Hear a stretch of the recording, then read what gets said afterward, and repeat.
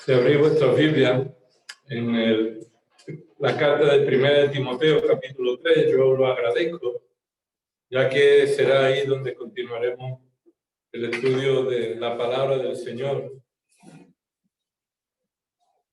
1 de Timoteo, capítulo 3, versículos del 2 al 7. En la voluntad del Señor estaremos abarcando estos versículos en esta mañana. Y es la tercera parte de esta predicación que se titula Identificando a un creyente llamado por Dios al ministerio pastoral. Identificando a un creyente llamado por Dios al ministerio pastoral. Veamos el texto. 1 de Timoteo, capítulo 3, versículo 1. Palabra fiel es esta. Si alguno aspira al cargo de obispo, buena obra desea hacer.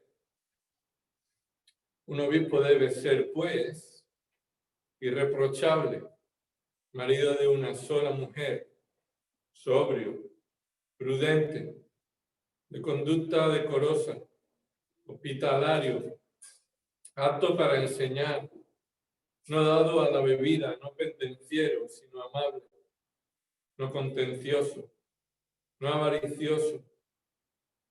Versículo 4, que gobierne bien su casa, teniendo a sus hijos sujetos con toda dignidad. Pues si un hombre no sabe cómo gobernar su propia casa, ¿cómo podrá cuidar de la iglesia de Dios?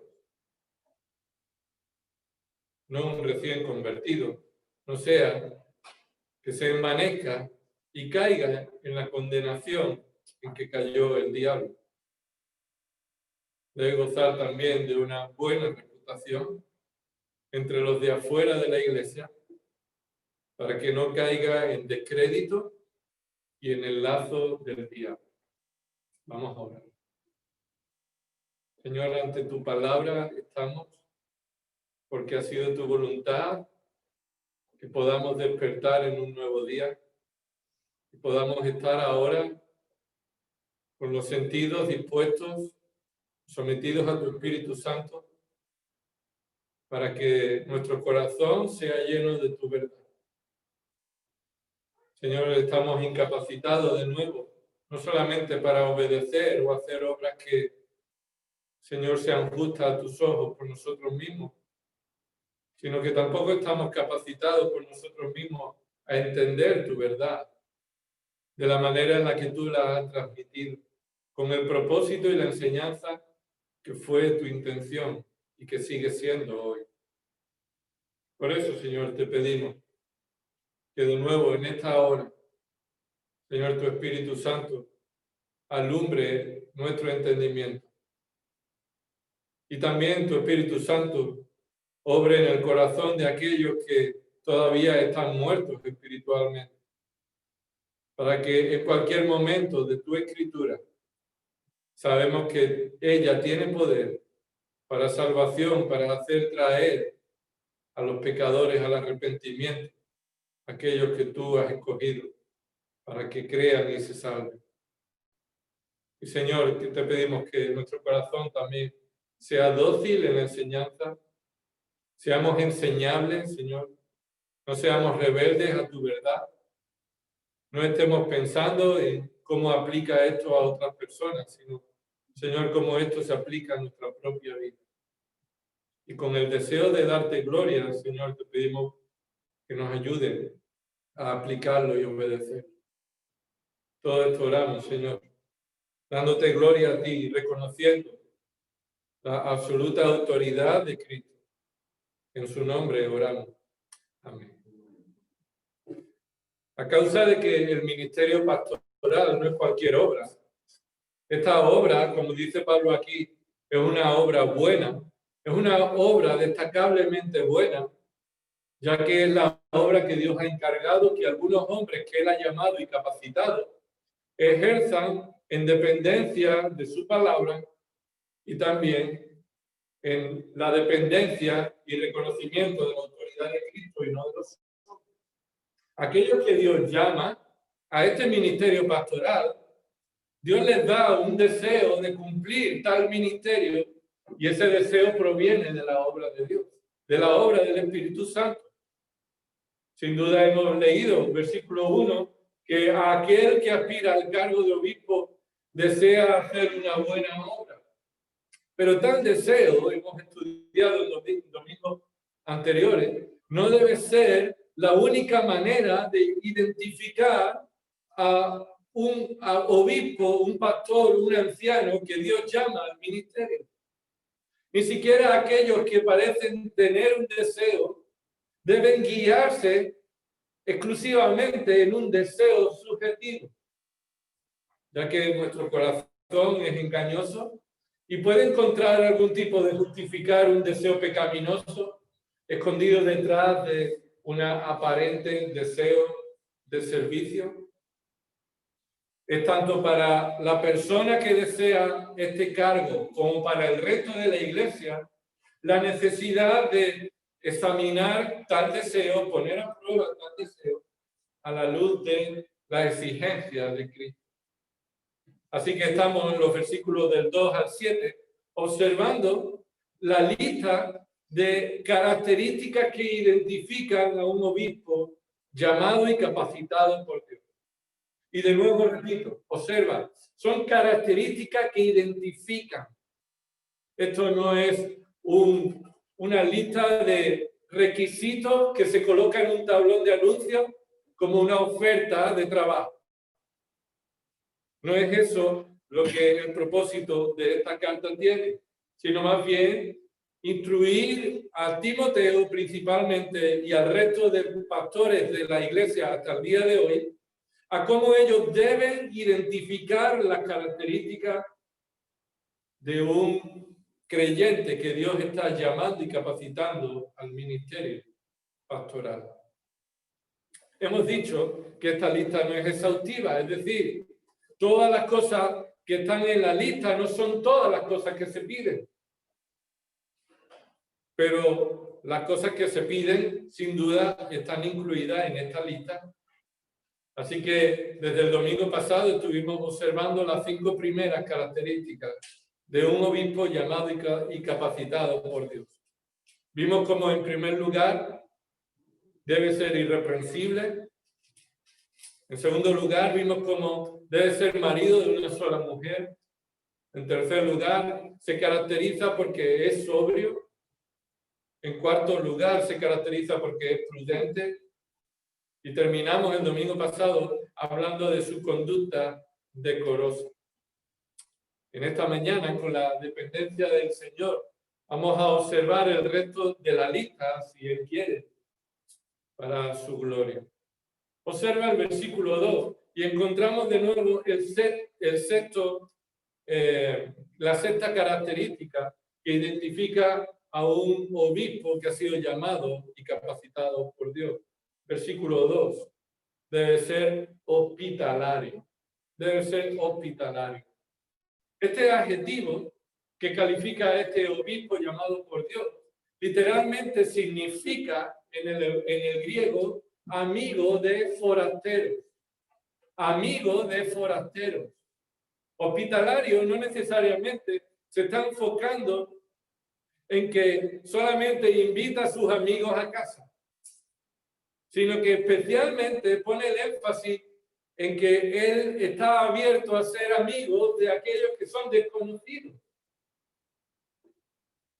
Tito capítulo 1, versículos 7 y 8, aclara que ser hospitalario es lo contrario de ser amante de ganancias deshonestas. Y obsérvalo, Tito capítulo 1, versículo 7, porque el obispo debe ser irreprensible como administrador de Dios.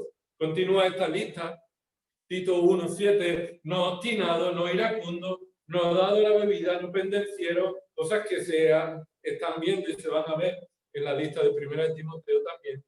Pero observa cómo al final del versículo 7 dice, no amante de ganancias deshonestas, sino hospitalario.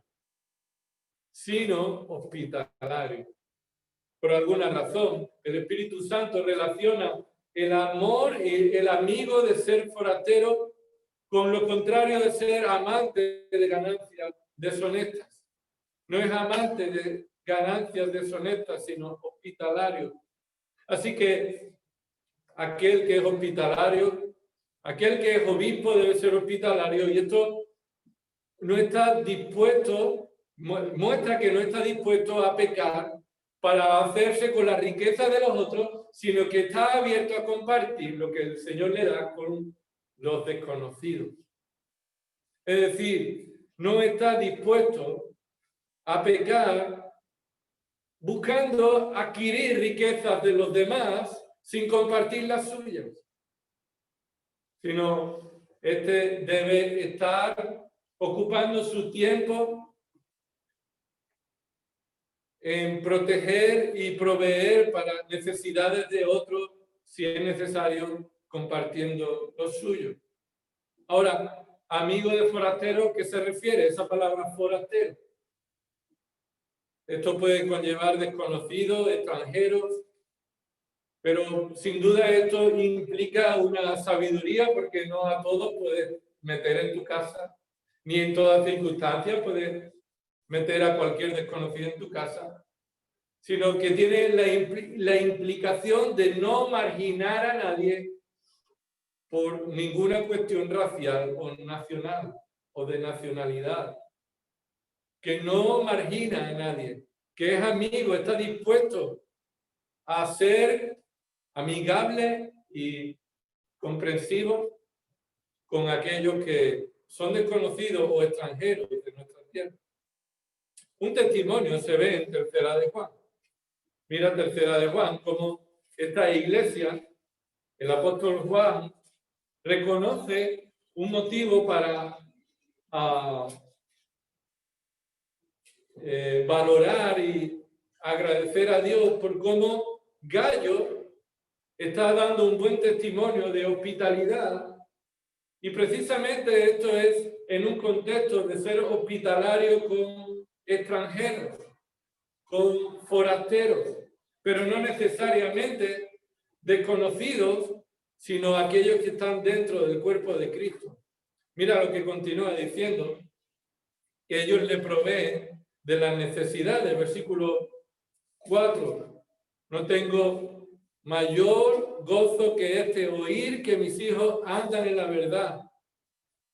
Y versículo 5. Amado, estás obrando fielmente en lo que haces por los hermanos, y sobre todo cuando se trata, observa, de extraños. ¿A qué se refiere extraños? Bueno, extraños se refiere a hermanos que hasta el momento yo no los conozco. Versículo 6 dice, pues ellos dan testimonio de tu amor ante la iglesia. Está hablándole a Gayo, versículo 1 de esta carta, y este Gayo se caracteriza porque aquellos que pasaban por su casa, que eran hermanos, creyentes, que iban predicando el evangelio de ciudad en ciudad, encontraban en la casa de Gayo un hombre hospitalario. Así que aquellos que se quedaban en su casa daban testimonio del amor ante la iglesia. Versículo 6. Harás bien en ayudarles a proseguir su viaje de una manera digna de Dios. ¿Qué significa eso? Pues que en lugar de estar pensando en gastar el dinero de los demás, este Gayo no solamente era hospitalario abriendo su hogar a un creyente que está sirviendo al Señor y está predicando el evangelio, y lo acoge en su casa, aunque no forma parte de la congregación local, sino que va de ciudad en ciudad. También su hospitalidad se muestra en estar dispuesto a ayudarle con los recursos necesarios hasta llegar a la próxima ciudad. Esto está en un contexto en el que iban predicando algunos predicadores itinerantes que estaban predicando el evangelio en las ciudades, evangelistas, y que por supuesto no hay hoteles en aquella época donde se pudieran quedar. Y el traslado de un lugar a otro requería tener recursos de viajes de varios días. Así que ser hospitalario tiene que ver con una disposición no a marginar a nadie por su condición de nacionalidad, pero específicamente porque está dispuesto a proveer de las necesidades de aquellos hermanos, aunque no tengan una relación estrecha. Son hermanos extraños en nuestro ámbito, pero dispuestos a proveerles de sus necesidades. Un ejemplo negativo lo puedes ver en el versículo 9. Mira lo que dice y cómo se contrasta con este tal Diótrefe. Escribí algo a la iglesia, versículo 9, pero Diótrefe, a quien le gusta ser el primero entre ellos, no acepta lo que decimos. Así que este Diótrefe parece que es alguien que está en la iglesia con una posición de autoridad. Él tiene la intención de ser el primero entre los que están reunidos y no es llamado por Dios al obispo. Él tiene deseo de ser obispo, pero no es llamado ni capacitado por Dios. En primer lugar, porque vemos versículo 9 que no acepta lo que decimos. Así que no acepta lo que decimos se refiere a no aceptar la palabra de Dios. Él tiene su propia autoridad y no acepta la autoridad de nadie. Por supuesto, se refiere a la palabra de los apóstoles que Dios estaba usando. Versículo 10. Por esta razón, si voy, y esto es una suposición, no estaba seguro que Juan fuera a esa iglesia, pero en el caso de que fuera, Juan tenía la convicción segura de lo que iba a hacerle a este Diótrefe. Llamaré la atención a las obras que hace. Llamaré la atención a las obras que hace. Esto es, lo corregiré. Lo expondré a sus malas obras. Lo expondré a que, a pesar de que él quiere ser obispo, anciano, pastor, él no está capacitado ni llamado por Dios, ya que no se muestra la hospitalidad que es gallo si nos trabaja. Y mira cómo dice, acusándonos injustamente con palabras maliciosas. O sea, no solamente no aceptaba la palabra, sino que él utilizaba palabras maliciosas en contra, engañadoras en contra de los hermanos. Y no satisfecho con esto, dice el versículo 10, él mismo no recibe a los hermanos. Así que él no es hospitalario. Él no recibe a los hermanos que vienen con comunicados de los apóstoles para la edificación de la iglesia. Así que se caracteriza que este Diótrefe, por más que quiera, no es, ya que no se muestra en su vida, por distintas razones, tampoco la hospitalidad. Y no solamente él no recibe a nadie, observa el autoritarismo que tiene este hombre, versículo 10. Se lo prohíbe a los que quieren hacerlo y los expulsa de la iglesia. No es suficiente, él no lo tiene, sino que impide que otros que el Señor ha puesto deseo de recogerlo en su casa para hospedarlo, él se lo impide y si no le obedecen, él los echa de la congregación. Y vemos como un anciano no está en un lugar tan elevado que no pueda ser alcanzado ni accesible por el resto de la congregación. Este Diótrefe quería ser el mayor entre ellos y había colocado una barrera sobre su accesibilidad y no estaba dispuesto a compartir. El pastor no está en una condición tan alta como para que los hermanos no puedan acceder a él para cualquier necesidad o circunstancia. Más bien, los ancianos están en una posición tan alta que tienen el modelo de Cristo de servir a las necesidades de la congregación, incluso de los forasteros. Y esto no solamente se demanda de los ancianos, sino que esto debe ser ejemplo que todos debemos aplicar en nuestra vida. Sigamos con la característica número 7 de un anciano que es llamado y capacitado por Dios. Versículo 2. Apto para enseñar. Apto para enseñar. Esta es una sola palabra en el griego.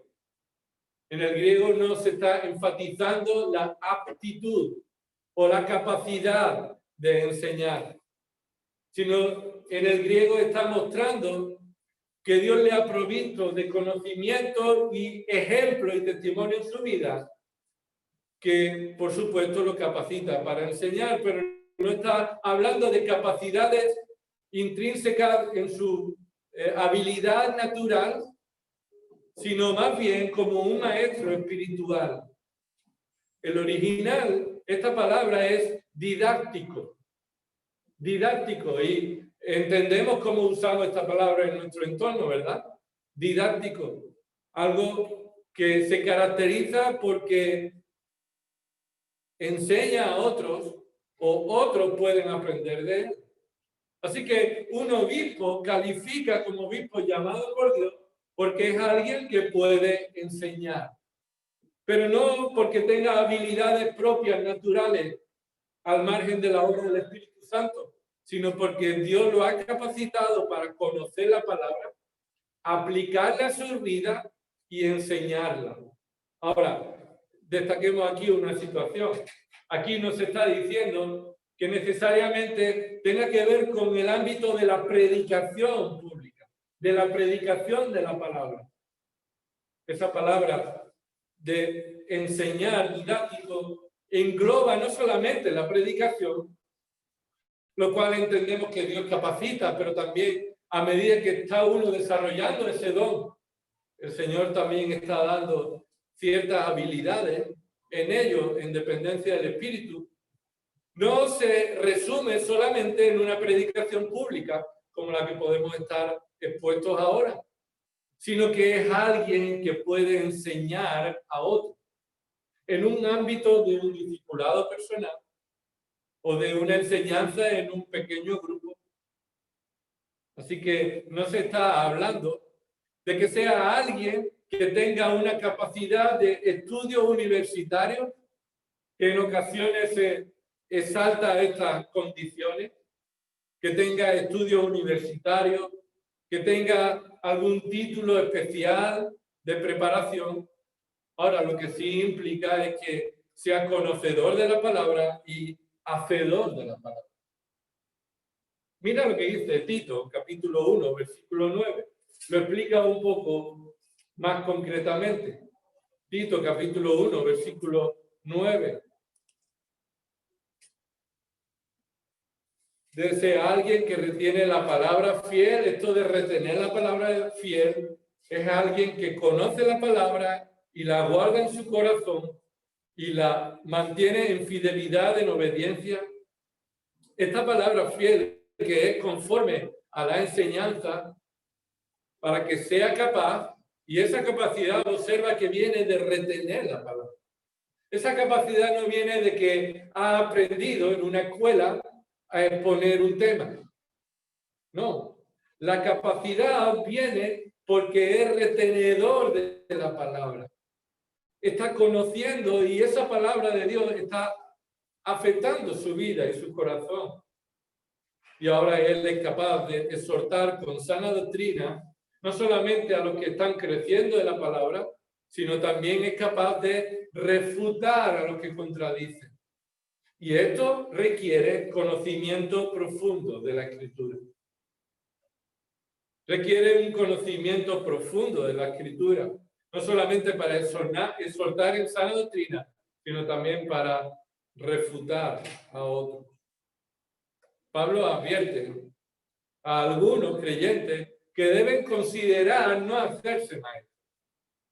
Esto es importante, ya que Santiago, capítulo 3, versículo 1, nos advierte y nos avisa de que aquellos que quieran hacerse maestros tengan cuidado.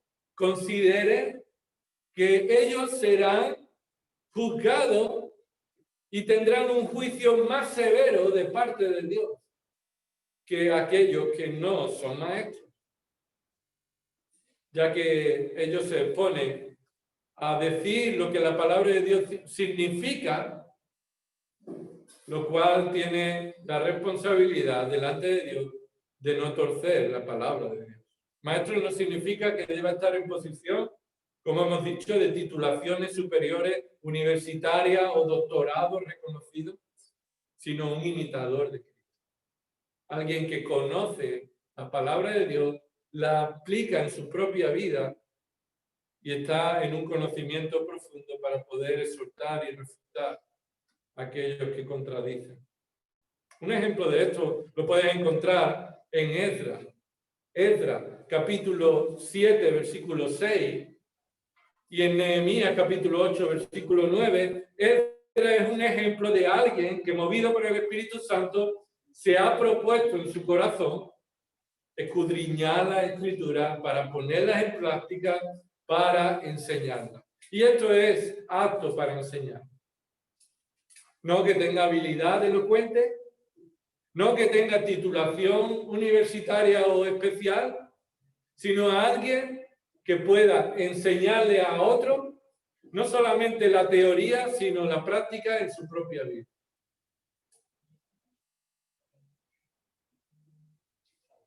Vayamos con la característica número 8, no dado a la bebida, versículo 3, no dado a la bebida.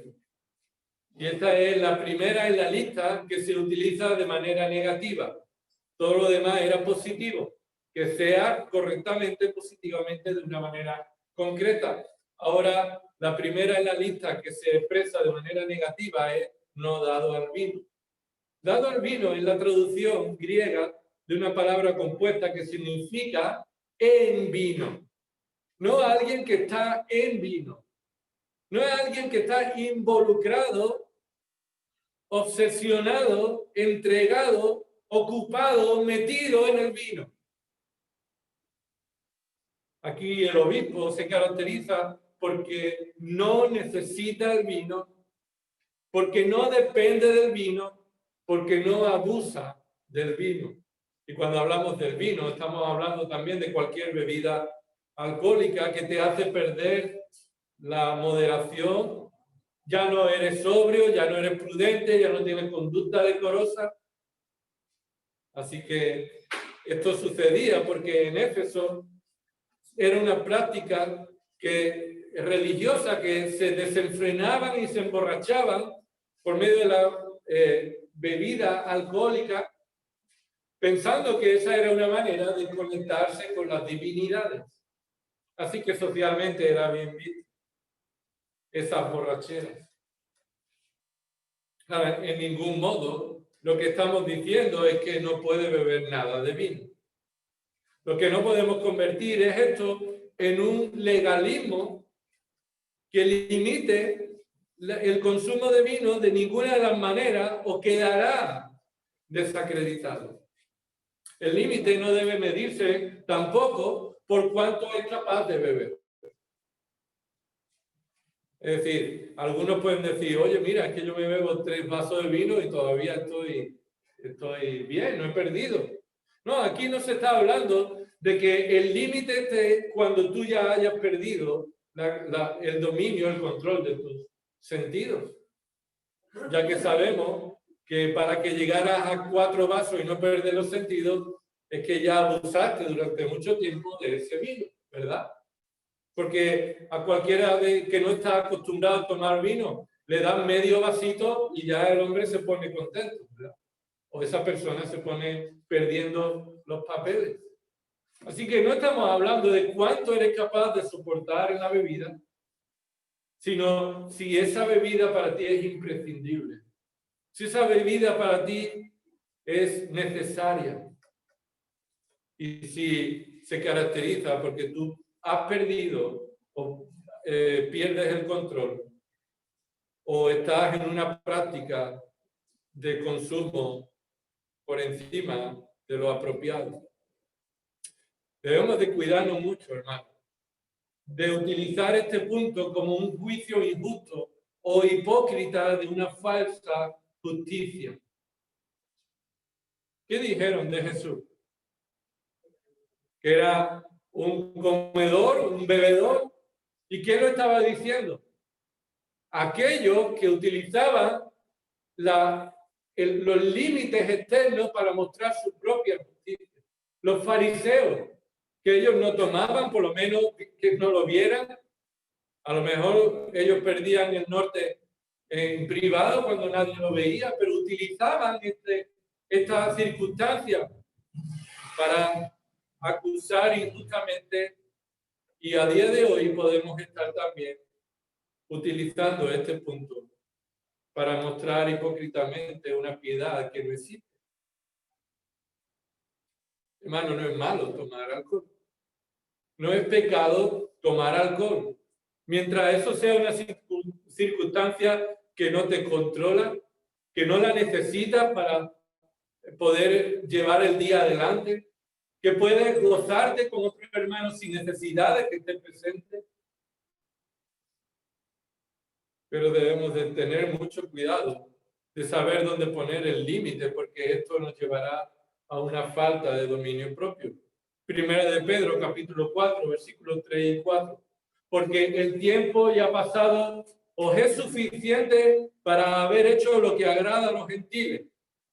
Y eso es algo muy general, ¿verdad? Una categoría muy general. Ya es suficiente en vuestro tiempo pasado de esas cosas que le agradaba a los gentiles. Pero ahora se vuelve más concreto y dice, habiendo andado en sensualidad, lujurias, cosas que se han dicho en el versículo 2. Esa pureza sexual, esa capacidad sobria, prudente, controlado por el Espíritu Santo. Pero continúa diciendo borrachera, orgía, embriagueces y abominables idolatrías. Así que está dentro de una lista que necesariamente debemos poner en cuidado el poder que tiene el vino y las bebidas alcohólicas para llevarnos a una situación de falta de dominio propio. Versículo 4. Y en todo esto se sorprende de que no corráis con ellos ni el mismo desenfreno de disolución y os ultrajan. Y esto debe ser la característica nuestra. ¿Hasta dónde podemos tomar? ¿Hasta dónde es lo apropiado? Bueno, a veces cuando ellos digan, oye, pero es que no tomas, no necesito tomar eso. Ahora, si lo tomo, no es pecado, a no ser que eso se haya vuelto un control en la vida de una persona.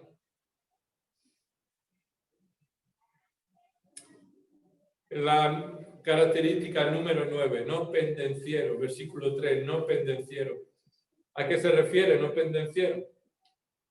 Esto es una característica que debe ser mostrada por los obispos que son llamados por Dios en contraste a lo amable. Lo amable. Algunos utilizan no pendenciero, sino amable como una sola característica. Pero nosotros en esta lista lo vamos a separar.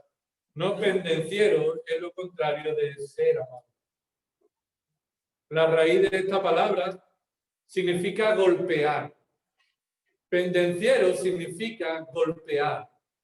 Y en ocasiones, de manera figurada, se utiliza, por ejemplo, en Marcos 11, 18, para hablar cómo una enseñanza o un suceso ha impactado a una persona con asombro. Se ha quedado impactada, golpeada. Ese es en un uso figurado de esa palabra. O en Apocalipsis aparece 12 veces. En Apocalipsis esta palabra aparece 12 veces traducido como plaga, como golpe, como un juicio que llega y golpea a distintos ámbitos de esta tierra. Y aparece 12 veces en Apocalipsis y 4 veces se traduce como herida. Un golpe, una herida. Así que no debe ser pendenciero, significa que no da golpe, que no es colérico, que no responde con ira, que no responde con ira.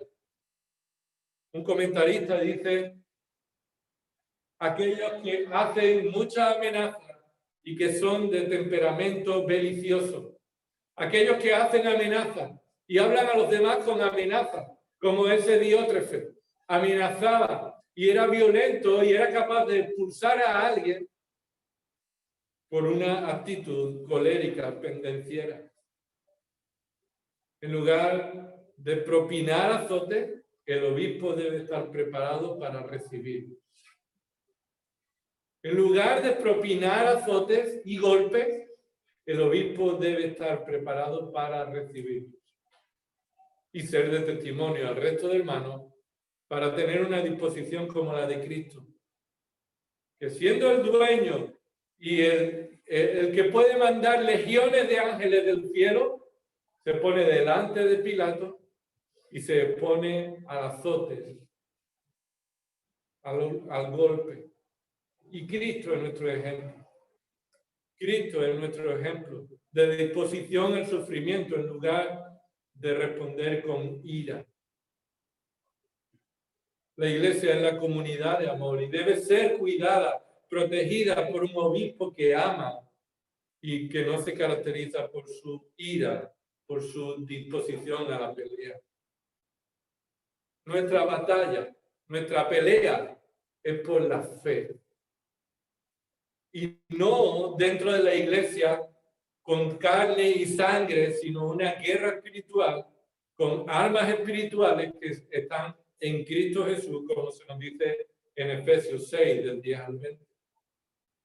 Nuestras armas, dice 2 Corintios 10:4, nuestras armas en esta contienda no son carnales, no son en base a la respuesta carnal, no son pecaminosas, sino que son armas poderosas en Dios. Esa arma es su palabra y la dependencia de su espíritu. Así que de forma positiva, en lugar de ser pendenciero, debe ser amable. Y esta es la característica número 10. Amable o apacible, lo contrario de contencioso. Versículo 3 de 1 de Timoteo 3, versículo 3, debe ser amable. Algunos lo han traducido como cordial. Alguien que es fácil de soportar. Alguien que para ti, que para el resto que le rodea, es fácil soportarlo. Alguien que no está deseando mantener la distancia, no vaya a ser que te golpee, sino que es agradable estar junto a él, ya que muestra cordialidad. Ahora, por supuesto que en ocasiones uno ha tenido que pedir perdón a los hermanos por una respuesta inapropiada. Pero lo que se nos dice aquí es que no debe caracterizar a un creyente así. Un obispo no se debe caracterizar porque su respuesta siempre va a ser con ira, sino que es alguien que muestra el carácter de Cristo, amable, amoroso. Santiago capítulo 3, versículo 17, dice así: pero la sabiduría de lo alto es primero pura, después pacífica, amable, condescendiente, llena de misericordia y de buenos frutos, sin vacilación y sin hipocresía. Apúntate ese versículo, porque no habla solamente de los obispos. Santiago 3:17 habla de todo creyente que está siendo expuesto a la sabiduría que viene de lo alto. Alguien que tiene sabiduría no debe caracterizarse por su disposición a la guerra, a la lucha, sino más bien con un corazón apacible, amable, pacífico, y todo lo que hemos leído en ese versículo. Filipenses capítulo 4, versículo 5. Vuestra bondad sea conocida de todos los hombres. Y lo que se está diciendo aquí es que la amabilidad debe ser la característica de un creyente, cuanto más de un obispo. Así que de nuevo, hermanos, no solamente estamos hablando de mí personalmente para que me pongáis a prueba con todo lo que aquí hay y que pongamos a prueba todo aquello que el Señor traiga y levante para el ministerio del pastorado, sino que también esto se aplica a tu propia vida. No se nos pide a los obispos algo diferente que no se le demande a todo creyente. Y además, a los creyentes, cada uno se nos ha dado la gracia suficiente para cumplir lo que se nos pide. Decía un hermano, al no creyente solamente se le pide una cosa. Dios solamente pide una cosa al no creyente, al que no tiene el Espíritu Santo. Arrepiéntete y cree. Es lo único que se le llama a que haga. Pero una vez que hemos sido salvados, regenerados, capacitados por el Espíritu. Dios sí hay muchas cosas que nos pide a los creyentes. Porque ahora en el poder del Espíritu y en dependencia suya, tenemos la gracia suficiente para no ser contenciosos, sino no ser pendenciero, sino amable y todo el resto de estos frutos espirituales. Número 11. Número 11. ¿Vamos bien en los números? Número 11. En características que identifican a un obispo que Dios ha llamado y capacitado por el Espíritu Santo para el ministerio pastoral. No contencioso. Versículo 3. No contencioso. Y tiene que ver con no pendenciero, pero en este punto, no contencioso no es alguien que llega a las manos. Va un poco más allá. No solamente que en su manera de hablar es airado, que es duro, que es bronco, sino que también es capaz de llegar a las manos. Literalmente significa sin pelea, no luchador. Sin pelea, que no llega a las manos, sino que debe ser un pacificador. Alguien que pone paz y trae paz. Y Pablo mostró esta falta de dominio propio. Perdón, Pablo no, Pedro. Pedro mostró esta falta de dominio propio cuando recordáis que vinieron a arrestar a Jesús. ¿Y qué hicieron? Bueno, Pedro fue el primero que, impetuoso, cogió su cuchillo y le cortó la oreja a uno de los que venían. O Jacobo y Juan. ¿Cómo eran llamados Jacobo y Juan? Los hijos del trueno. Y no era por cualquier cosa, sino porque ellos eran los que dijeron: Señor, mandamos que venga fuego del cielo y los consuma. Y Jesús les dijo: no sabéis de qué espíritu sois. Un obispo debe caracterizarse porque no está dispuesto a llegar a las manos. No está dispuesto a llegar a las manos. Está dispuesto, antes lo decíamos de manera figurada, en lugar de dar golpe, está dispuesto a que le den golpe, ¿verdad? Pero de manera literal, uno también está dispuesto a exponerse al sufrimiento físico, sin devolverlo, sin entrar en la lucha.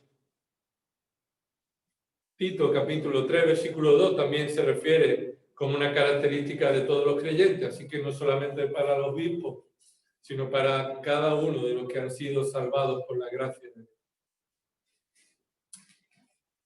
Número 12. Característica número 12 de aquellos que Dios ha llamado al ministerio, los ha capacitado, les ha dado un deseo y ese deseo se prueba con elementos visibles de su carácter, de su vida. Y en este número 12 encontramos no avaricioso. Versículo 3, no avaricioso. Esto no debe traducirse no avaricioso en un sentido en el que en el original está esa palabra no, sino que es solo una palabra y dice en una palabra con un prefijo que dice que no ama la plata, no ama la plata, no amador de plata, no amador de la plata. Y sin duda, Pablo es un ejemplo y testimonio para todos los obispos, pastores y ancianos y para todo creyente de un contentamiento genuino. ¿Qué dice Pablo en Filipenses 4:12? Lo que muchas veces se utiliza para enfrentar dificultades, ¿verdad? Generales. Todo lo puedo en Cristo que me fortalece. Y voy a ir a hacerme una prueba médica y digo: todo lo puedo en Cristo que me fortalece. Pero hay muchos otros versículos que nos enseñan la verdad espiritual de confiar en el Señor y en su fortaleza y su gracia para enfrentar dificultades. Pero ese versículo, Filipenses 4:12, no está en un contexto de enfrentar cualquier necesidad, dificultad, en confianza del poder de Dios, sino está en el contentamiento de cualquier condición económica que Dios permita que uno pase. Y si lo lees en tu casa, desde el versículo 10 al 20, se está mostrando que Pablo ha recibido del Señor la capacidad de estar contento y satisfecho en la abundancia y en la escasez. El obispo no debe caracterizarse porque está deseoso de abundancia y se queja cuando hay escasez. Más bien, el obispo debe estar preparado porque mayoritariamente va a encontrar escasez. El Señor va a permitir que nos encontremos en situaciones de escasez y que en esas circunstancias no perdamos el gozo. La avaricia se muestra en una falta de generosidad. ¿Cómo sabes si alguien es avaricioso? Porque no está dispuesto a compartir. No está dispuesto a compartir.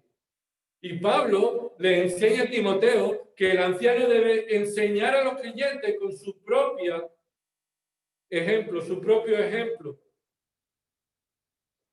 Y Dios ha provisto a los creyentes de riqueza para usarla generosamente en lugar de ser rico en dinero, ser rico en obras. Y eso lo puedes ver. Primera de Timoteo 6, versículos 17 al 19. Primera de Timoteo 6, 17 al 19. Ahora, ¿es cierto que esto caracteriza a un obispo? Porque lo contrario caracteriza a los falsos profetas. Es cierto que un obispo llamado y capacitado por Dios para el ministerio pastoral debe caracterizarse porque no es avaricioso, porque todo lo contrario es la característica de un falso profeta, de un falso pastor. Tito capítulo 1, versículo 11, enseña que esos falsos profetas aman el dinero y enseñan cosas que no deben por ganancias deshonestas. Por ganancias deshonestas. Segunda de Pedro, capítulo 2, versículo 1, dice así: pero se levantaron falsos profetas en el pueblo, así como habrá también falsos maestros entre vosotros. ¿Y cómo podemos identificarlo? Segunda de Pedro 2, 1, continúa así: los cuales encubiertamente introducirán herejías destructoras, es decir, esa herejía tiene el poder de destruir, pero además son escondidas, son sutiles. ¿Cómo lo puede identificar? Porque van a negar incluso al Señor que los compró, trayendo sobre sí la destrucción repentina. Versículo 2, muchos se mostrarán que son falsos profetas. Mira lo que dice, segunda de Pedro 2:2. Muchos seguirán su sensualidad y por causa de ellos el camino de la verdad será blasfemado. Es decir, muchos le seguirán a ellos en su sensualidad, en su atractividad, en su tendencia. Versículo 3, y le seguirán en su avaricia, o explotarán con palabras falsas. Lo que está diciendo es que vas a identificar a un falso profeta cuando tú veas que te va a explotar, te va a sacar el dinero, te va a dejar seco. Y la razón no es porque Dios quiere tu dinero, es porque ese hombre quiere tu dinero. Ahora, eso nos lleva a un punto en que a veces los pastores ni siquiera predican de la ofrenda ni de la gestión de nuestra administración. Y debe de ser enseñado especialmente también para que podamos proteger a la congregación de las falsas doctrinas que te van a vaciar la cartera. Muchos proverbios hablan sobre la avaricia y una conducta sabia que agrada a Dios en poner en orden, bajo el Espíritu Santo, el poder compartir con los demás. Y solamente leer Proverbios 30, versículos 7 al 9, Proverbios 30, del 7 al 9. Dos cosas te he pedido, dice aquí el autor, hablando a Dios, dirigiéndose a Dios. No me las niegues antes que muera. Dos cosas. Ahora sí va a recordar este texto. Mira, versículo 8. Aleja de mí la mentira y las palabras engañosas no me des pobreza ni riqueza. Dame a comer mi porción, mi parte, lo que me corresponde. No sea que si me da mucho me sacie y te niegue y diga, ¿quién es el Señor? O que sea menesteroso y robe y profane el nombre de mi Dios. Aquí lo que está hablando el autor es que la sabiduría es reconocer que todo lo que tenemos proviene de Dios. Y nuestro llamado no es amontonar riqueza en esta tierra, sino que si Dios nos da riqueza, que Dios te puede dar riqueza, ya que en 1 Timoteo capítulo 6, mira lo que dice a los ricos. 1 Timoteo capítulo 6, versículo 17, a los ricos en este mundo, y esto se refiere a creyentes ricos en este mundo. Enséñales que no sean altaneros ni pongan su esperanza en la incertidumbre de la riqueza, sino en Dios. Y mira lo que continúa diciendo de Dios, el cual nos da abundantemente. ¿Cómo nos da las cosas? Abundantemente, si es su voluntad. Nos da abundantemente todas las cosas con un propósito, para que las disfrutemos. Así que observa, hermano, Dios te da las cosas para que disfrutes de ellas, pero no para que pongas tu confianza en la riqueza, sino que disfrutes compartiéndola, que disfrutes poniéndola al servicio del Señor, ofrendando con un corazón agradecido con la gracia que el Señor ha tenido salvándonos. Pero este es un ámbito de mucha tentación para los pastores, especialmente para aquellos que estamos siendo sostenidos por la iglesia y que empezamos y podemos llegar a permitir que nuestro corazón desee la riqueza. Y el modo de alcanzarla es presionando a los hermanos y abusando de ellos. Así que el obispo no debe ser alguien que ama la plata, sino debe ser alguien que es generoso, dispuesto a compartir, así como Cristo se dio a sí mismo por nosotros. Número 13.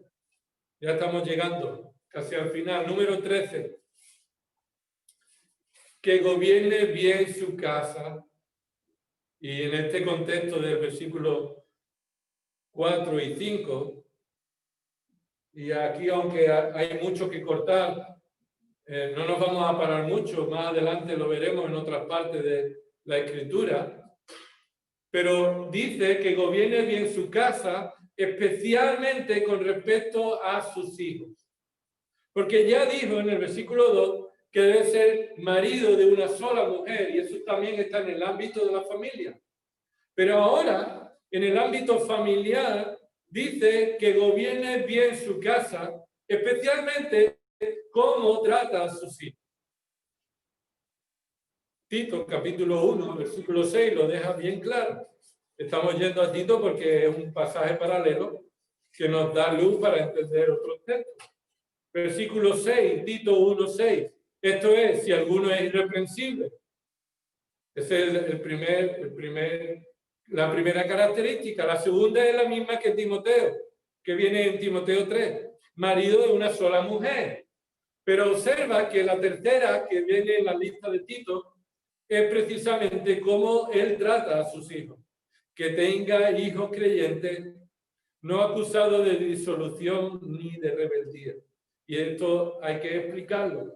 No se está refiriendo a hijos creyentes, se está refiriendo a hijos fieles al liderazgo de su padre.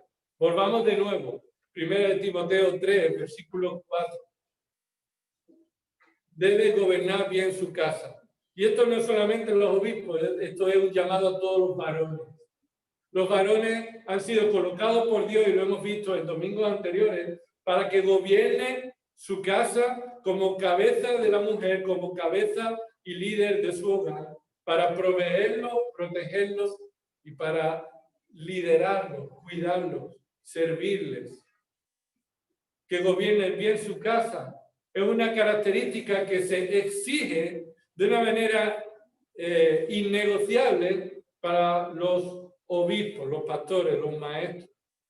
Especialmente gobernar bien la casa se define con la siguiente frase: teniendo a sus hijos sujetos con toda dignidad. Este es el ámbito en el que se está definiendo que gobierne bien. Ese gobernar es la palabra estar en pie. Ser el que está delante de la casa, estando de pie, liderando, guiando, corrigiendo el hogar. Ahora, gobernar bien a sus hijos con toda sujeción, teniendo a sus hijos sujetos con toda dignidad.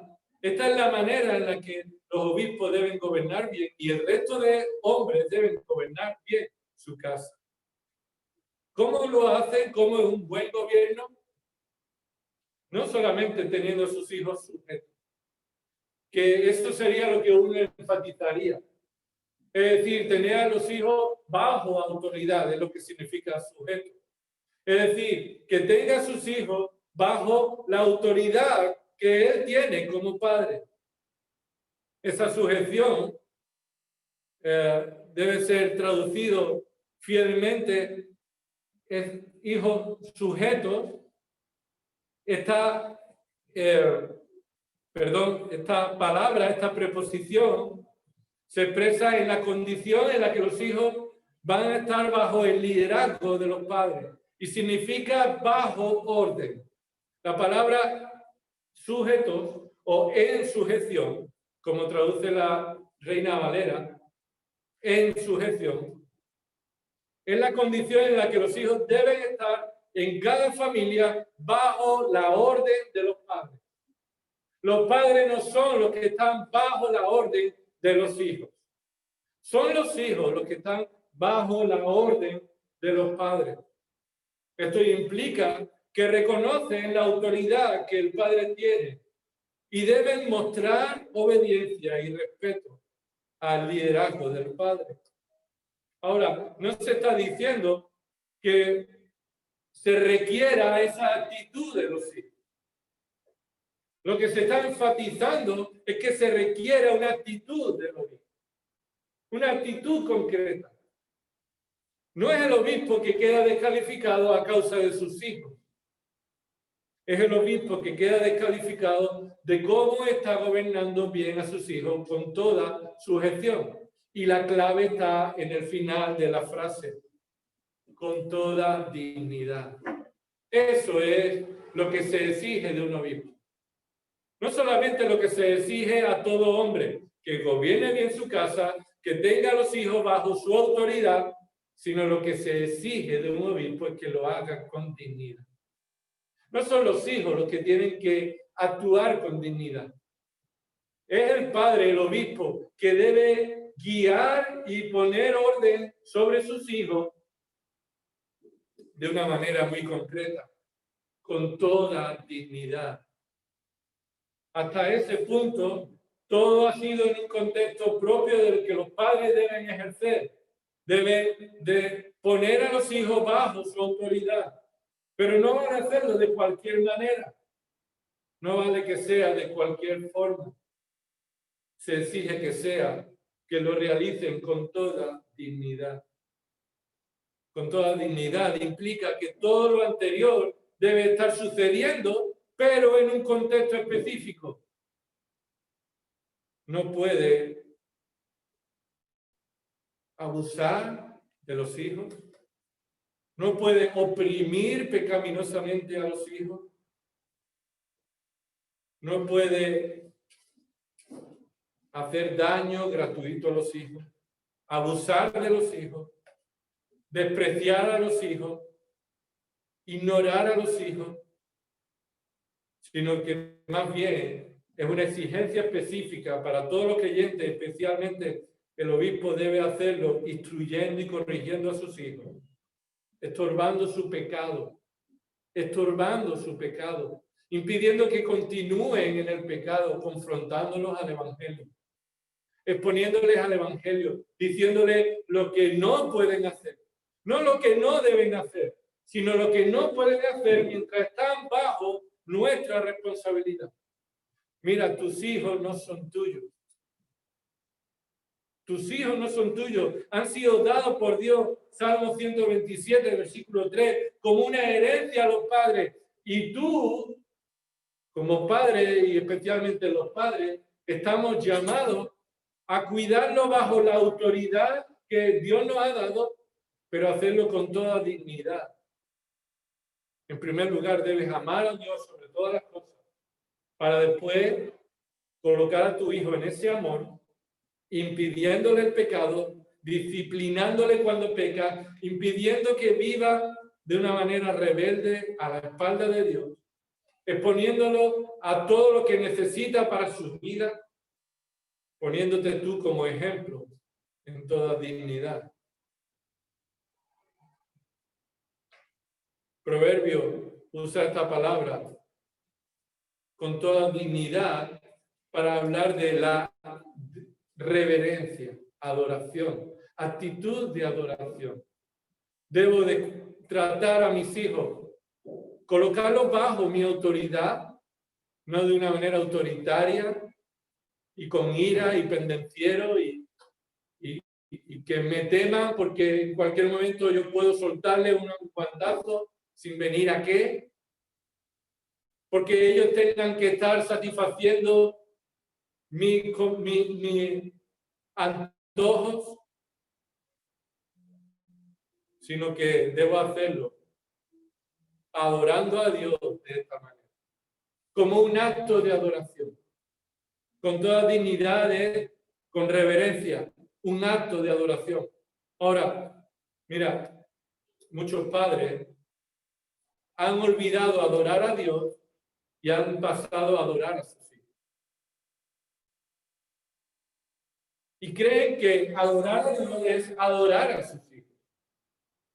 Y entonces se han colocado en una posición en la que no van a corregirle, van a tener miedo de ofenderlos, van a tener miedo de las consecuencias, no vaya a ser que se vaya de mi hogar, de nuestro hogar. Ahora, la manera a quien debemos agradar es a Dios antes que a los hombres, incluso a tus hijos. Y eso no significa que no la vas a dejar pasar ni una. Igual que el Señor tiene gracia con nosotros, debemos tener gracia con nuestros hijos. Pero significa que vas a poner en práctica tu responsabilidad de estorbar su pecado, de corregirle, instruirle en la palabra, de impedir que continúen rebelándose contra Dios y contra el liderazgo que Dios establece. Debemos proteger a nuestros hijos de algo. ¿Sabes de qué? Es de nosotros. Debemos proteger a nuestros hijos de nosotros mismos. No solamente de nuestro pecado contra ellos, sino de cuando nosotros no estamos siendo obedientes a la responsabilidad que Dios nos da. Y pensando que estamos dándoles lo mejor, estamos siendo cómplices de su perdición. No se requiere que los hijos sean creyentes. Nadie puede hacer creyente a otro. Nadie. Y no puede ser que se le exija a los obispos que sus hijos sean creyentes como resultado de sus destrezas. La salvación es por gracia y no por mérito humano, ni de otros ni de uno mismo. Tú no puedes salvar a nadie, nadie se puede salvar a sí mismo. Así que no se está demandando que los hijos sean creyentes, sino que los hijos estén bajo la autoridad de los padres y los padres no permitan el pecado en su hogar. ¿Por qué? Porque viene la lógica del versículo 5. Ahora viene una lógica que Dios ha colocado en la conciencia de cada uno, versículo 5. Esta es la lógica que Dios nos ha dado. Versículo 5. Pero sí, y ahí son dos conjunciones, versículo 5, pues sí, se nos dice en el original, pero sí. Así que estas dos conjunciones hacen doble función. Están conectando el pensamiento anterior con nuestra lógica. Dios te lo dice, pero ahora tú utilizas la lógica que Dios te ha dado en la conciencia. Y esto nos lleva a un pensamiento lógico. Pero también esa palabra, sí, observa el versículo 5, pues si un hombre, esa palabra sí es una nos muestra una condición. Una condición. Es decir, se nos va a decir una cosa. Si una cosa es cierto, lo segundo también es cierto. Si lo primero es cierto, entonces lo segundo también es cierto. ¿Qué es lo primero? Versículo 5. Si un hombre no sabe cómo gobernar su propia casa, un hombre debería ser traducido a alguien. Si cualquier varón que tiene este contexto de una familia, no sabe, esto es, tiene conocimiento pero no aplica, no lo lleva a la práctica, no está poniendo en práctica cómo gobernar, y esa palabra gobernar es igual que en el versículo 4, es ponerse en pie, servir, cuidar, liderar, corregir, proteger. Si no sabe hacerlo con su propia casa, es decir, no estás llamado a gobernar la casa de los demás, es la tuya, en tu contexto familiar, los que están bajo tu cuidado, en un mismo techo, lo que se dice bajo un mismo techo, ¿verdad? Pues si no sabes hacerlo en tu propia casa, versículo 5, ¿cómo? Y eso se está enfatizando una pregunta retórica que es tan clara para nosotros que no se nos da la respuesta. Mira lo que dice la implicación. ¿Cómo podrá cuidar de la iglesia de Dios? Esa palabra cuidar nos ayuda a entender que gobernar es cuidar. Gobernar la casa es cuidar. Corregir a tu hijo es cuidar. Enseñar a tu hijo es cuidar. Disciplinar a tu hijo es cuidar. Impedir que tu hijo continúe pecando es cuidar. ¿Cómo podrá cuidar de la casa de Dios? Es lo que ahí se está diciendo. La casa de Dios. Si no puede cuidar su propia casa, ni mucho menos podrá cuidar la casa de Dios. Así que, hermanos, estamos llamados todos los varones a liderar bíblicamente, a hacerlo con toda dignidad, adorando a Dios y mostrando dignidad a nuestros hijos. Y si llega un momento en que ellos tengan que irse porque quieren vivir una vida de pecado, pues decisión de ellos. Decisión de ellos es. Es decir, ¿cómo podrá permitir el pecado en su vida, en su casa? También lo permitirá en la iglesia. Si en su casa, por su hijo, va a ver las cosas de otra manera o lo va a permitir, está descalificado para corregir, ya que permitirá en la iglesia también el pecado.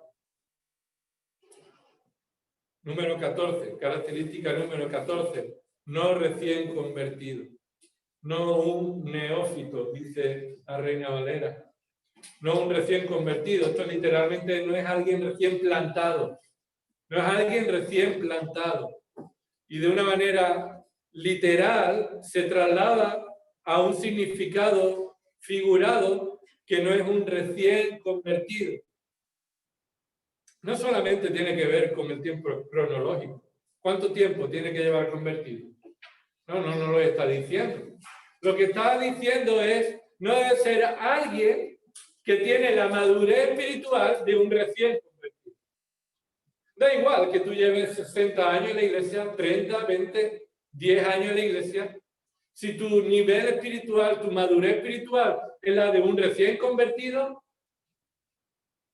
estás descalificado para el liderazgo. Tampoco se refiere a alguien que es joven de edad, ya que Pablo le dice en el capítulo 4, versículo 12, no permita que nadie menosprecie tu juventud. El obispo no es obispo capacitado por su experiencia en la vida, porque ha sufrido en la vida, porque sabe cómo aconsejar a otro por la experiencia de su vida. En ocasiones esto sucede, que a lo mejor Timoteo se encuentra con una situación que a día de hoy puede suceder, que un pastor joven quiere aconsejar bíblicamente a alguien que diga, bueno, tú todavía eres joven. Bueno, y probablemente es cierto, a lo mejor no todos hemos pasado por nuestra juventud, por la experiencia que otros hermanos han pasado, pero la palabra de Dios está por encima de cualquier experiencia. Es la palabra de Dios la que nos capacita y nos enseña. Yo como pastor no os enseño de mi experiencia, sino de cómo la palabra de Dios se aplica en mi vida y en la vuestra. Y no necesito haber pasado por ahí. Más bien, dice Proverbio, que el sabio ve el peligro y se aleja. Así que yo no necesito pasar por el peligro para aconsejar a los hermanos, sino que la sabiduría viene de entender la palabra y enseñarla. Versículo 6, no recién convertido, no sea, y aquí se nos está diciendo el propósito o la razón, no sea que se envanezca. Observa, ese envanecerse es estar cubierto de humo. Estar cubierto de humo, envanecerse, significa envolverse en humo. Es decir, mostrar que eres más grande de lo que en realidad es. Llenarte de nada. Ahora, este verbo está en una voz pasiva. Y vale, ¿qué significa eso? Significa que le sucederá. Que no es que él se va a volver porque él quiera hacerse así. Él se va a volver envanecido porque él lo actúe, lo lleve a práctica, sino que es que se va a envanecer siendo él el receptor. Va a tener una falta de madurez que le va a impedir envanecerse. Y esto es un adjetivo que califica a alguien que se considera más de lo que en realidad es. Alguien que se considera mayor de lo que en realidad es. Este adjetivo califica lo que le sucedió a Satanás. Él se consideró ser más de lo que en realidad era. Y por esa causa, Satanás cayó en el envanecimiento y nos muestra que fue el origen del pecado, del mal en el corazón de Satanás. Envanecerse está directamente relacionado con la envidia. Es decir, alguien envanecido es alguien envidioso. Alguien envanecido es alguien soberbio, orgulloso. Y es la causa de muchos conflictos en la iglesia. No solamente los obispos están expuestos al envanecimiento, ya que muchos lo escuchan, muchos vienen a preguntarle y el propio ministerio te coloca en una necesidad de examinar tu corazón sobre este envanecimiento. Sino que los creyentes estamos expuestos a este pecado. Y muchos conflictos en la iglesia vienen cuando los creyentes nos creemos más de lo que somos. Que no caiga, dice, para que no se envanezca y caiga en la condenación en que cayó el diablo. ¿A qué condenación se refiere? ¿A perder la salvación? De ninguna de las maneras. De ninguna de las maneras. Una de dos opciones. O es que no es creyente y lo manifiesta en su vida y cae en la condición como la que cayó Himeneo y Alejandro, versículo 20 del capítulo 1, y Pablo los entregó a Satanás para que aprendieran a no blasfemar. En realidad no fueron creyentes nunca y se manifestó en un pecado de soberbia. O en realidad son creyentes, pero Dios los va a disciplinar tan seguro como disciplinó a Satanás. Aunque tuvieron una posesión por encima de otros ángeles, Satanás fue castigado por su pecado. El pastor será castigado igual que Satanás, sin importar el lugar que ejerza en la congregación. Aunque sea el obispo quien tiene un ministerio visible, será rechazado. Última característica. Versículo 15. Con buena reputación. Y mira lo que dice. Y también, no está ese "y" en el original, pero versículo 7 dice, y también, como concluyendo la lista, debe gozar. Y esa palabra debe gozar es la misma que viene en el versículo 2 que empieza la lista. Debe ser. Y termina la lista diciendo, debe gozar. Esa palabra debe gozar es necesario, tiene que tener también esto. Así que termina la lista no diciendo, bueno, lo último en la lista no es tan necesario. No, es igual de necesario que lo primero. Y todo lo de en medio debe gozar de buena reputación.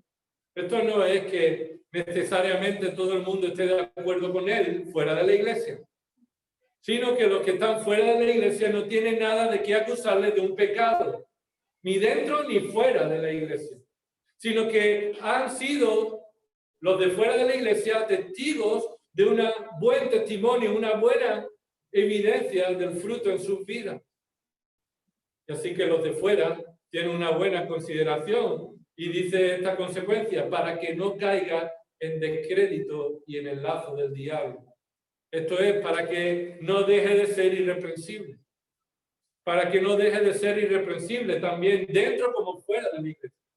Y caiga en descrédito, es decir, si los de fuera te consideran así, entonces está desacreditado para cuidar a los de dentro.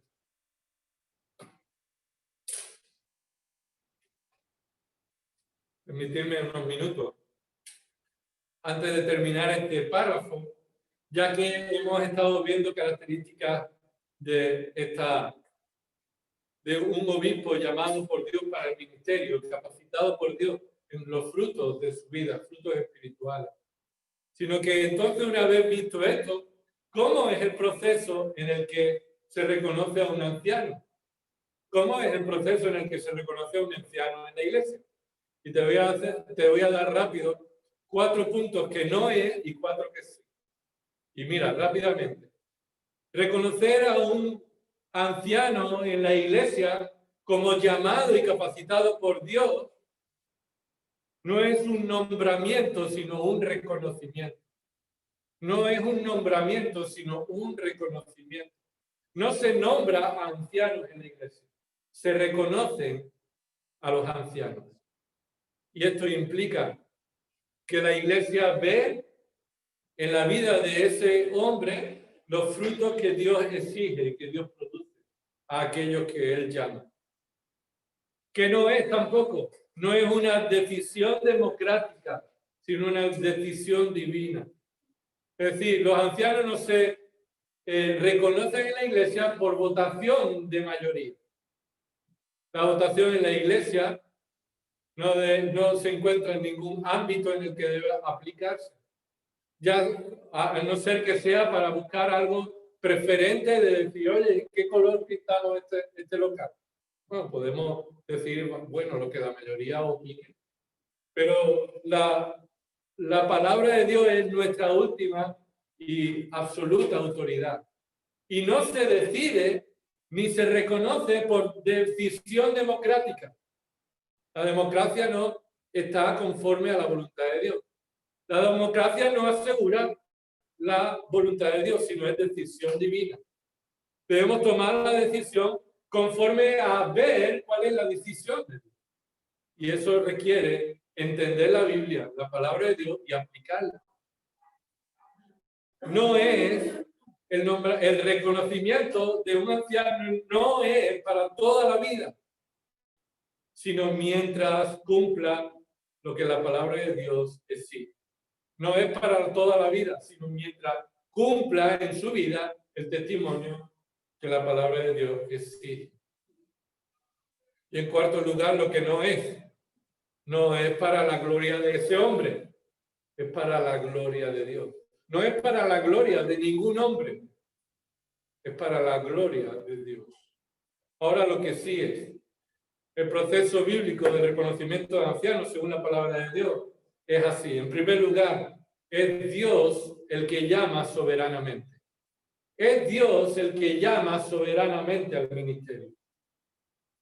Y hemos visto en este pasaje, y en Éfeso tenían muchas personas un deseo y una aspiración a este cargo, y ellos decían que Dios los estaba llamando de esta manera. Y todo empieza con un llamado de Dios. Y Pablo le dice en Gálatas 1:15, pero cuando Dios, que me apartó desde el vientre de mi madre y me llamó por su gracia al ministerio, es lo que en el contexto está. No solamente el Señor nos llama a la salvación, El Señor también, una vez que nos ha salvado, nos llama a cumplir ciertos ministerios según su voluntad. 1 Corintios 12 nos dice que Dios pone en el cuerpo a cada uno, ¿dónde? Donde quiera el pastor, donde quiera la mayoría, donde Él soberanamente quiera ponerlo. Hechos capítulo 20, versículo 28. Hechos 20, 28. Dice Pablo que tengan cuidado de ellos, a los ancianos de Éfeso, tened cuidado de vosotros y de la grey. Y observa lo que dice, en medio de la cual el Espíritu Santo os ha hecho obispos. Así que, ¿quién hace obispo? No es la iglesia la que hace obispo. No son los ancianos los que hacen obispo. Es Dios quien llama al ministerio a los que Él soberanamente quiere llamar y los coloca para cuidar, pastorear a su iglesia. Y lo hace por medio de la obra del Espíritu Santo. Segundo, es un llamado de la gracia de Dios. Es un llamado de la gracia de Dios. Y Pablo dice esto en 1 Corintios 15, 9 y 10. Porque yo soy el más insignificante de los apóstoles. ¿Qué está diciendo Pablo? Que Dios no lo llamó por su capacidad, sino que Dios lo llamó a pesar de su incapacidad. Dios lo llamó por su capacidad. Dios no lo llamó por su capacidad, perdón. Dios lo llamó a pesar de su incapacidad, sino que por la gracia de Dios, Dios llamó a Pablo. Y mira lo que dice, continúa diciendo, que no soy digno de ser llamado apóstol. Así que el que es llamado por Dios no se ve digno, ni los demás deben ver que él es digno por algún mérito propio. Y Pablo dice, pues perseguía a la iglesia de Dios y dice todo lo contrario. Ahora, versículo 10, mira lo que dice, esto es lo que marca cómo Dios llama al ministerio. Pero por la gracia de Dios soy lo que soy. Obispos, como tú y como yo, cada uno de nosotros. Por la gracia de Dios somos lo que somos, hermanos. Dios no llama a los capacitados, dicen algunos. Dios capacita a los que son llamados por Él. Y no es por mérito ni capacidades humanas, sino por la gracia que Dios obra en aquellos que Dios llama. En tercer lugar, los que son reconocidos como ancianos, en primer lugar, son propuestos por los ancianos. Son reconocidos como ancianos aquellos que Dios llama soberanamente. Dios produce en ellos por su gracia evidencias del llamado y son los ancianos de la iglesia los que observan eso y lo proponen. Son ellos los responsables de designar los ancianos en la iglesia. Y esto no es porque ellos son los que lo ponen, sino ellos lo reconocen, lo ven y lo proponen. Si no, mira lo que Pablo dice a Tito, Tito 1:5. Por esta causa te dejé en Creta, para que pusieras en orden lo que queda, y dice, designarás ancianos. ¿A quién se lo manda? Se lo manda a Tito, que ha sido enviado por Pablo como un hombre capacitado por Dios, llamado por Dios para liderar la iglesia, el cual él tiene la responsabilidad de designar ancianos. Y esto es en base a lo que la palabra de Dios pide y se identifica en estos hombres. En cuarto lugar, ¿qué hace la iglesia? Si los ancianos lo proponen, ¿la iglesia se queda callada? No. La iglesia lo reconoce. La iglesia lo reafirma. La iglesia lo apoya. Y así es como se hizo con Pablo, se hizo con Bernabé, se hizo con Timoteo, se hizo con Tito y con el resto hasta el día de hoy. La iglesia no es la que la decide, ni lo propone, sino que refrenda lo que los ancianos proponen a la luz de la palabra.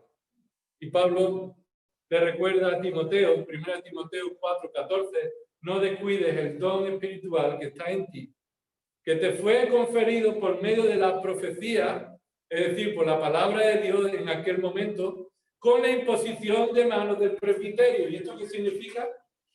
que Dios lo llamó, Dios la capacitó, lo escogió, pero los que estaban en la iglesia dedicaron tiempo para verlo en su vida y reconocerlo y poner sus manos de una manera figurada sobre él, reconociendo que Dios lo ha llamado. Y en último lugar, todo esto dependiendo de la obra del Espíritu Santo, dependiendo de la guía del Espíritu Santo, dependiendo de la guía del Espíritu Santo. Hechos 13:3 dice que la iglesia, después de ayunar, orar y haber impuesto sus manos, enviaron a aquellos que Dios había escogido. Es la iglesia la que en oración, en discernimiento espiritual, no buscan, Señor, es que no me cae bien este hombre, no, o es que este me parece mejor que otro. No, Señor, necesitamos tu sabiduría para ver tu voluntad, como tú llamas a hombres al ministerio. Vamos a orar. Señor, te adoramos, Padre, porque tú no dejas nada al azar, ya que no hay nada que dependa del azar, tal cosa no existe. Señor, no hay nada que dependa de nuestra destreza y manera de organizarnos por nuestra sabiduría humana, sino todo depende de ti. En ti vivimos, Señor, en ti nos movemos. Por tu gracia somos lo que somos. Y lo que hacemos no es mérito nuestro, sino la gracia que tú estás obrando en nosotros. Señor, te pedimos que todo lo que aprendemos de tu palabra, Señor, tu Espíritu Santo lo haga crecer en nuestras convicciones, lo guardemos como el tesoro preciado en nuestro corazón. No seamos rápidos en olvidarlo, ni seamos perezosos en aplicarlo. Señor, te pedimos que esto que estamos estudiando de tu palabra y todo lo que estamos siendo expuestos a tu palabra, Señor, tú lo uses para santificarnos y para que tu iglesia te dé gloria allá donde tú nos pongas, Señor, y podamos ser columna y sostén de la verdad que se muestra en nuestras vidas. Gracias, Padre, por Cristo Jesús, quien merece toda adoración, toda dependencia de nuestra parte como esclavos suyos. En el nombre de Cristo oramos.